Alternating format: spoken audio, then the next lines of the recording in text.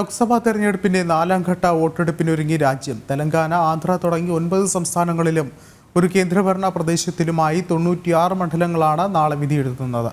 ഒഡീഷ നിയമസഭാ തെരഞ്ഞെടുപ്പിന്റെ ആദ്യഘട്ടവും ആന്ധ്ര നിയമസഭയിലെ മുഴുവൻ മണ്ഡലങ്ങളിലുമാണ് നാളെ വോട്ടെടുപ്പ് നടക്കുന്നത്. ഡൽഹിയിൽ നിന്നും ജിഷ്ണു കൃഷ്ണൻ ചേർന്നുണ്ട്. ജിഷ്ണു, എന്താണ് ഏറ്റവും പുതിയ വിവരങ്ങൾ?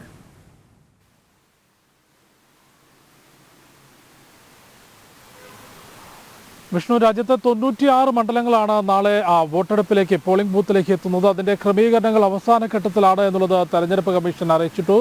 സുരക്ഷാ ക്രമീകരണങ്ങളുമായി ബന്ധപ്പെട്ടും ഒപ്പം വോട്ടെടുപ്പിനുള്ള ക്രമീകരണങ്ങളും അവസാന ഘട്ടത്തിലാണ്. അത് പരിശോധിച്ചു വരികയാണ് എന്നുള്ളതാണ് തെരഞ്ഞെടുപ്പ് കമ്മീഷൻ അറിയിച്ചിട്ടുള്ളത്. ആന്ധ്ര, തെലങ്കാന എന്നീ സംസ്ഥാനങ്ങളിലെ മുഴുവൻ മണ്ഡലങ്ങളും ഒപ്പം ആന്ധ്രയും തെലങ്കാനയും ഉൾപ്പെടെ 9 സംസ്ഥാനവും കൂടാതെ ജമ്മു കാശ്മീരിലെയും 96 മണ്ഡലങ്ങളാണ് നാളെ പോളിംഗ് ബൂത്തിലേക്ക് എത്തുന്നത്. ഈ 96 മണ്ഡലങ്ങളിലെ രാഷ്ട്രീയ സാഹചര്യം പരിശോധിക്കുമ്പോൾ 2019 ഈ 96-ൽ 42 മണ്ഡലങ്ങളും BJP നേടിയെടുത്ത മണ്ഡലങ്ങളാണ്, അല്ലെങ്കിൽ BJPയുടെ സിറ്റിംഗ് സീറ്റുകളാണ്. കൂടാതെ ഏകദേശം 49 മണ്ഡലങ്ങളാണ് BJP NDA സഖ്യത്തിന്റെ കയ്യിലുള്ളത്. ബാക്കിയുള്ള സീറ്റുകൾ മാത്രമാണ് പ്രതിപക്ഷത്തിനായുള്ളത്. അതിൽ കോൺഗ്രസിന്റെ കയ്യിൽ 10-ൽ താഴെ സീറ്റുകൾ മാത്രമാണ് സിറ്റിംഗ് സീറ്റുകളായുള്ളത്. അതുകൊണ്ട് നാലാം ഘട്ട തെരഞ്ഞെടുപ്പിൽ ഏകദേശം ഈ 96 മണ്ഡലങ്ങളിൽ കഴിഞ്ഞ തവണ നേടിയ 42-നും പുറമെ 50-ലധികം സീറ്റുകൾ, ആകെ 96-ൽ 50-ൽ മുകളിൽ സീറ്റുകൾ നേടിയെടുക്കാൻ സാധിക്കുമെന്നുള്ള വിലയിരുത്തലാണ് BJP നടത്തിയിട്ടുള്ളത്.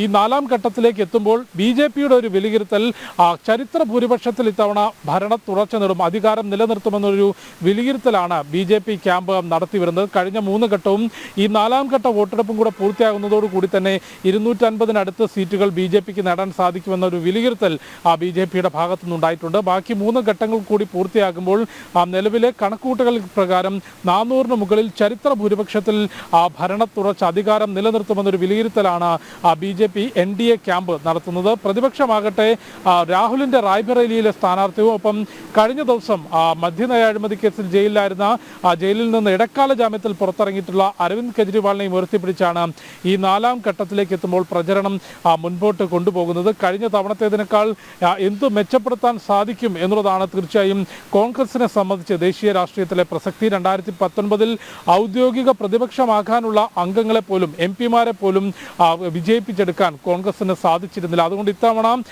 ഏതു വിധേനയും 50-ൽ കൂടുതൽ സീറ്റുകൾ, 57-ൽ കൂടുതൽ സീറ്റുകൾ നേടിയെടുക്കാനുള്ള വലിയ ശ്രമം കോൺഗ്രസിന്റെ ഭാഗത്തുനിന്നുണ്ട്. അത്തരത്തിൽ ശക്തമായ വാദപ്രതിവാദങ്ങൾ ഈ മണ്ഡലങ്ങൾ തോറും നടക്കുകയാണ്. നാളെ വോട്ടെടുപ്പിലേക്ക് കിടക്കുന്ന 96 മണ്ഡലങ്ങളിലും ഇന്ന് നിശബ്ദ പ്രചരണത്തിന്റെ വേളയാണ്. അവിടെ പരസ്യ പ്രചരണത്തിലുള്ള സമയം ഇന്നലെ അവസാനിച്ചു. കേന്ദ്രമന്ത്രിമാരുൾപ്പെടെ നിരവധി പ്രമുഖർ ഈ നാലാം ഘട്ടത്തിൽ ജനവിധി രേഖപ്പെടുത്തുന്നുണ്ട്. തെലങ്കാനയിൽ നിന്ന് കിഷൻ റെഡ്ഡി, കൂടാതെ ബീഹാറിൽ നിന്ന് ബക്സറായിൽ നിന്ന് ഗിരിരാജ് സിംഗ്, കൂടാതെ കോൺഗ്രസ് നേതാവ് അധിർ രഞ്ജൻ ചൗധരി, അത്തരത്തിൽ തൃണമൂൽ കോൺഗ്രസ് നേതാവ് മഹുവ മൊയ്ത്ര തുടങ്ങിയിട്ടുള്ള പ്രമുഖ നേതാക്കൾ നാലാം ഘട്ടത്തിൽ ജനവിധി രേഖപ്പെടുത്തുന്നുണ്ട്. ഉത്തർപ്രദേശിലെ 13 മണ്ഡലങ്ങളാണ് ഈ നാലാം ഘട്ടത്തിൽ ജനവിധി രേഖപ്പെടുത്തുന്നത്. ഉത്തർപ്രദേശ്, പശ്ചിമ ബംഗാൾ കൂടാതെ ബീഹാർ, ഈ 3 സംസ്ഥാനങ്ങളിലും 7 ഘട്ടങ്ങളിലുമായി വോട്ടെടുപ്പ് നടക്കുന്നുണ്ട്. കൂടാതെ ഒഡീഷ, ജാർഖണ്ഡ് എന്നീ സംസ്ഥാനങ്ങളിലെ 4 വീതം സംസ്ഥാനങ്ങളിൽ നാലാം ഘട്ടത്തിൽ പോളിംഗ് ബൂത്തിലേക്ക് എത്തുകയാണ്. ഒഡീഷയിലും